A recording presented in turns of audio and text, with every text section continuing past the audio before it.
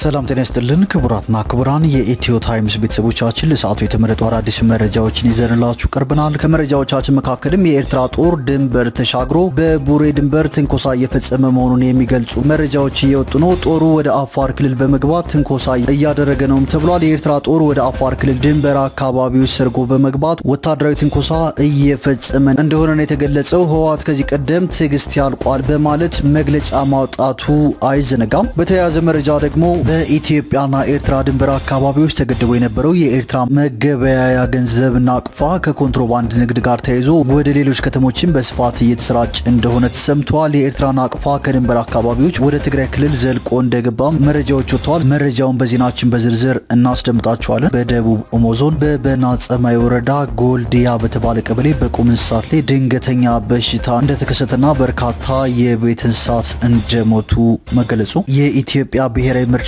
ቦርድ በትግራይ ክልል ምርጫ ለማካሄድ የጸጥታ ግምገማ እንዲቀርብለት መጠየቁን፣ ፕሬዚዳንት ዶናልድ ትራምፕ አሜሪካ በሰሜን ምዕራብ ናይጄሪያ በሚገኘው የእስላማዊ መንግስት ወይም አይሲስ የሽብር ቡድን ላይ ኃይለኛና አጥፊ ጥቃት እንደሰነዘረች መገለጹ፣ የኢትዮጵያ መገናኛ ብዙሃን ባለስልጣን የሃይማኖት መገናኛ ብዙሃን የተሰጣቸውን የፈቃድ ገደብ አክብረው በጥንቃቄና በኃላፊነት ስሜት እንዲሰሩ ባወጣው መግለጫ ማሳሰቡን፣ እንዲሁም የትግራይ ክልል ጊዜያዊ አስተዳደርና የኢትዮጵያ ንግድ ባንክ ለአነስተኛ አርሶ አደሮች የሚቀርብ የብድር ስምምነት መፈራረማቸውና ሌሎችን በዝርዝር የምንመለከታቸው መረጃዎች ይዘንላችሁ ቀርበናል። ዝርዝር መረጃዎችን ለማድመጥ ቻናላችንን ሰብስክራይብ በማድረግ የደወል ምልክቷን በመጫንና መረጃውም ለብዙዎች እንዲዳረስ ላይክ በማድረግ እስከ መጨረሻው አብራችሁን ቆዩ። በከተማችን ተመራጭ በሆነችው በመልሶ ማልማትና በኢንተርናሽናል ሆቴል እንዲሁም በዲፕሎማቶች መቀመጫ ተቀዳሚ በሆነችው በውቢቷ ካሳንቺስ ላይ ለቤት ገዢዎች ጊዜው አሁን ነው።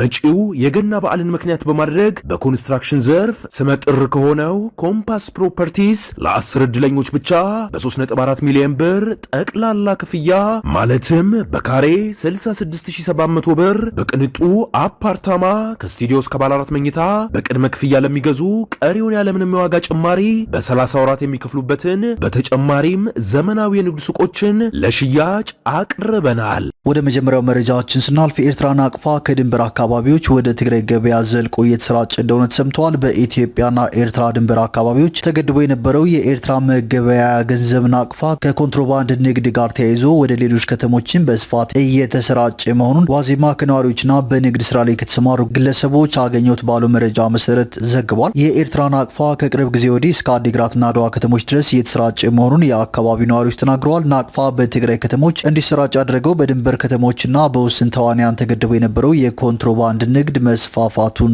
ተከትሎ ነው። በኤርትራና በትግራይ መካከል ያሉ ድንበር ተከፍቶ የኮንትሮባንድ ንግድ እያደገ ሲመጣ በውስን ነጋዴዎች እጅ የነበረው ናቅፋ አሁን ወደ ትናንሽ ነጋዴዎች እጅ መድረሱን በንግድ ስራ ላይ የተሰማሩ ነዋሪዎች ተናግረዋል። የናቅፋ መስፋፋት በተወሰነ መልኩ በትግራይ ከሚታየው የብር አቅርቦት እጥረት ጋር የተያያዘ እንደሆነ በባንክ ስራ ላይ የተሰማሩ ባለሙያዎችም ተናግረዋል።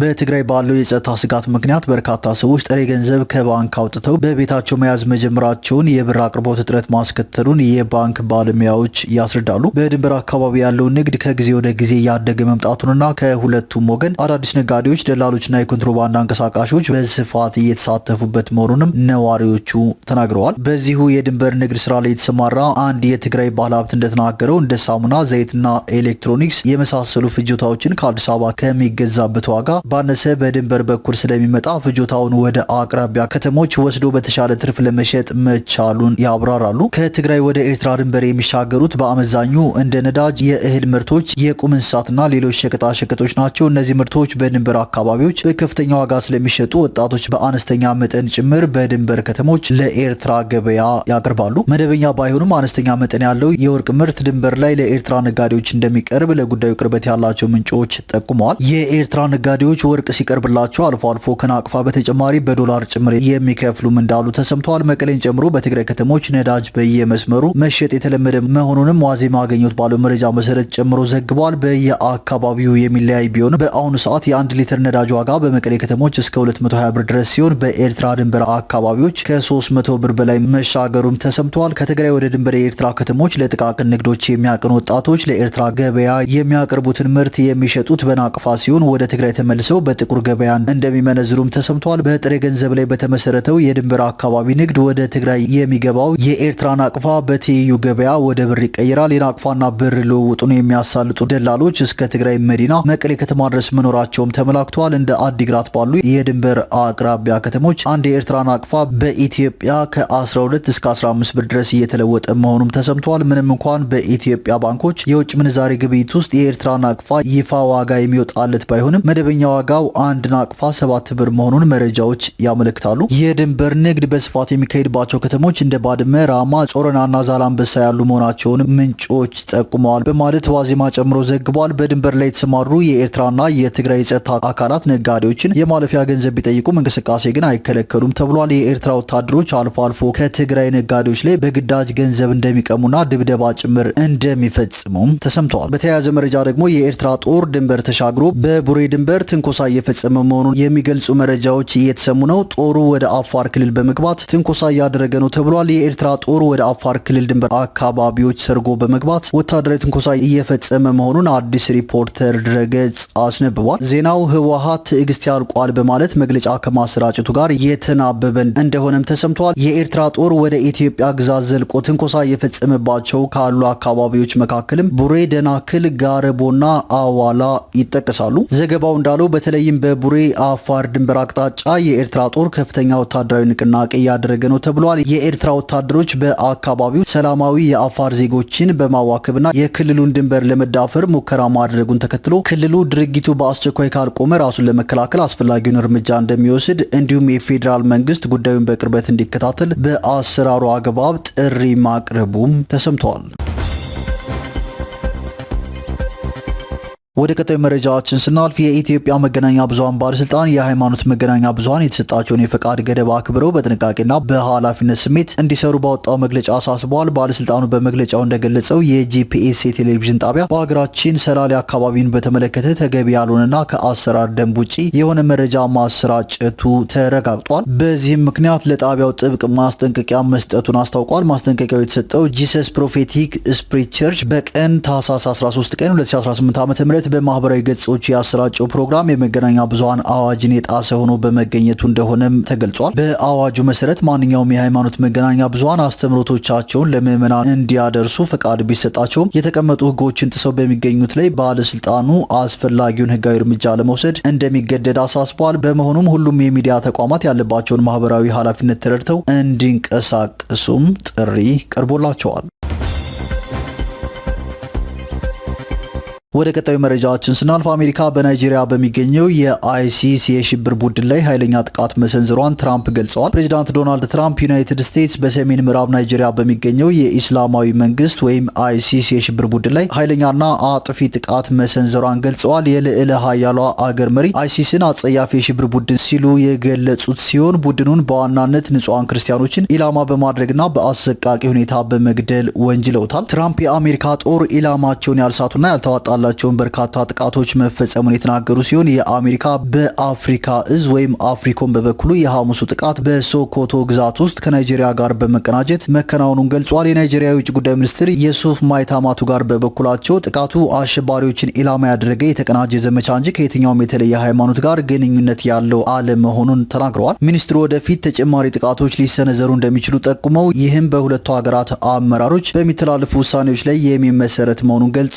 ዶናልድ ትራምፕ በትናንትናው ዕለት ሐሙስ ምሽት በትሩዝ ሶሻል ገጻቸው ላይ ባሰፈሩት ጽሑፍ በእኔ መሪነት ሀገሬ አክራሪ ኢስላማዊ ሽብርተኝነት እንዲስፋፋ አትፈቅድም ብለዋል። ዶናልድ ትራምፕ ከዚህ ቀደም በህዳር ወር ውስጥ የአሜሪካ ጦር በናይጄሪያ የሚንቀሳቀሱ እስላማዊ ታጣቂ ቡድኖችን ለመመከት ለሚወሰድ እርምጃ እንዲዘጋጅም ትዕዛዝ አስተላልፈው እንደነበር አይዘነጋም። ወደ ቀጣዩ መረጃችን ስናልፍ የትግራይ ክልል ጊዜያዊ አስተዳደርና የኢትዮጵያ ንግድ ባንክ በክልሉ ለሚገኙ ባለ አነስተኛ ይዞታ አርሶ አደሮች የግብርና ብድር አቅርቦት ለማስጀመር የሚያስችል የመግባቢያ ሰነድ ተፈራርመዋል። ስምምነቱ በጦርነት ክፉኛ የተጎዳውን የክልሉን ግብርና ለማነቃቃትና አርሶ አደሩን የፋይናንስ ተጠቃሚ ለማድረግ ያለመ መሆኑንም ባንኩ አስታውቋል። የትግራይ ጊዜያዊ አስተዳደር ፕሬዚዳንት ሌተናል ጀነራል ታደሰ ወረደ በፊርማ ስነ ስርዓቱ ላይ እንደገለጹት ባንኩ ለአርሶ አደሩ ያዘጋጀው የብድር አቅርቦት ምርትና ምርታማነትን ለማሳደግ ከፍተኛ አስተዋጽኦ ይኖረዋል ሲሉ ገልጸዋል። ፕሬዚዳንቱ አክለውም ከገበሬው የሚጠበቀው ምርታማነትን ፍሬ እንዲያፈራ የፋይናንስ አቅርቦቱ በአጭር ጊዜ ውስጥ ተግባራዊ መሆን አለበት በማለትም አጽንኦት ሰጥተዋል።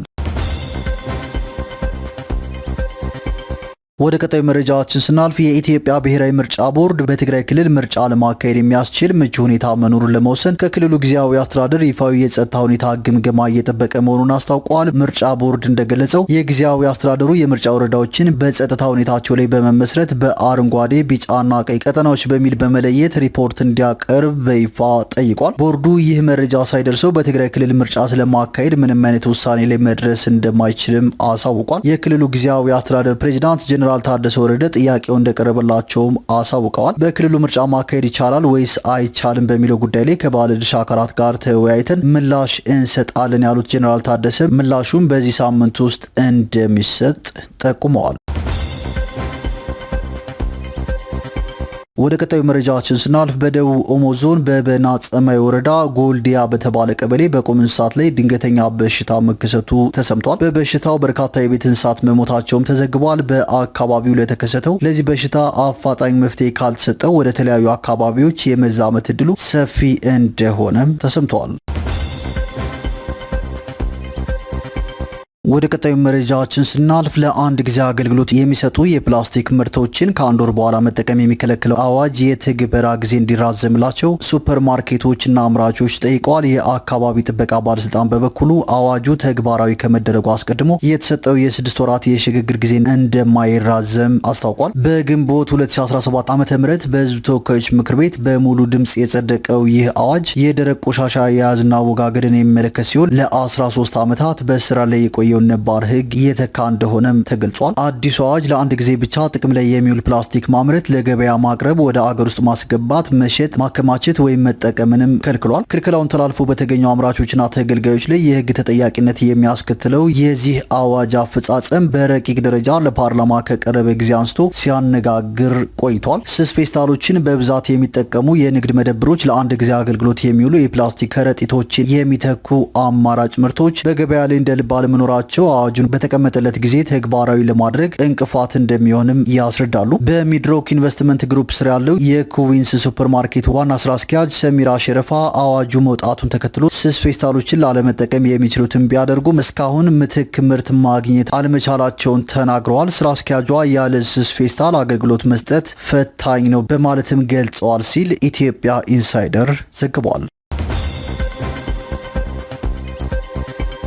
ወደ ቀጣዩ መረጃችን ስናልፍ የአልሸባብ የሽብር ቡድን ለሶማሊያና ለቀጠናው ሀገራት ትልቁ አሁናዊ የደህንነት ስጋት ሆኖ መቀጠሉን የተባበሩት መንግስታት የባለሙያዎች ቡድን አስታውቋል። የአልሸባብ የሽብር ቡድን ለሶማሊያና ለቀጠናው ሀገራት ትልቁ አሁናዊ የደህንነት ስጋት ሆኖ መቀጠሉን የተባበሩት መንግስታት ድርጅት ባለሙያዎች ቡድን ከትናንት ወዲያ ረቡዕ ዕለት ባወጣው ሪፖርት ላይ አስታውቋል። በዚህም አልሸባብ በቀጠናው ደህንነት ላይ በተለይም ደግሞ በኬንያ ደህንነት ላይ ትልቅ አሁናዊ ስጋትን የደቀነ መሆኑን ሪፖርቱ አመልክቷል። ምክንያቱ ደግሞ ቡድኑ ራሱ ያመረታቸውን ጣይና ተተኳሾች ጭምር በመጠቀም በኬንያ ላይ ተደጋጋሚ ጥቃቶችን እየፈጸመ የሚገኝ በመሆኑ ነው። በዚህ ዓመት ብቻ አልሸባብ የሶማሊያ አዋሳኝ በሆኑት ማንዴራና ላሙ የተባሉ የኬንያ ግዛቶች ላይ በአማካኝ በወር 6 ጥቃቶችን ፈጽመዋል። በመሆኑም አልሸባብ በኬንያ የደህንነት ኃይሎች ላይ ያነጣጠሩ ጥቃቶችን በመፈጸም መሰረተ ልማቶችን በማውደም ከብቶችን በመስረቅ ሴቶችን አፍኖ በመውሰድና በመድፈር ለኬንያ ትልቅ የደህንነት ስጋት ሆኗል ሲል የተባበሩት መንግስታት የባለሙያዎች ቡድን በሪፖርቱ አሳውቋል። የአልሸባብ የሽብር ቡድን በቀጠናው ላይ የሚፈጥረው የደህንነት ስጋት የሚመነጨው በዋና ከተማዋ ሞቃዲሾ በአገሪቱ ፕሬዝዳንት ላይ ግድያ እስከ መሞከር የዘለቀ ጥቃት የመፈጸም አቅሙ ብቻ ሳይሆን የቡድኑ ከፍተኛ የሆነ ፕሮፓጋንዳ የመስራት አቅም፣ የተራቀቀ የዝርፊያና ገንዘብ የማግኛ ስልቱ እንዲሁም አደገኛ የአስገድዶ ምልመላ ስልቱ ጭምር መሆኑንም የመንግስታቱ ድርጅት የባለሙያዎች ቡድን አመልክቷል። የተባበሩት መንግስታት ድርጅት የባለሙያዎች ቡድን ሪፖርት ይህንን ይበል እንጂ የሶማሊያ መንግስት በአልሸባብ ላይ የሚያካሂደውን ጥቃት አጠናክሮ መቀጠሉንና ድልም እየተቀዳጀ መሆኑን ፕሬዚዳንት ሐሰን ሼክ መሐመድ በተደጋጋሚ ሲገልጹ መሰማታቸው አይዘነጋም። ባለፈው ጥቅምት ወር ላይ የሶማሊያ ብሔራዊ ጦርና አጋሮቹ በማዕከላዊ ጁባ ቡአሊ ከተማ ባካሄዱ ዘመቻ የአልሸባብን ተባባሪ መስራችና የቡድኑ የደህንነት መሪ የነበረውን መሐመድ አብዲ ሐሙድ ወይም በቅጽል ስሙ ጃክፋር ጉሬ የሚባለውን የአልሸባብ ዋነኛ ሰው እንደተገደሉ መግለጻቸውም ይታወሳል።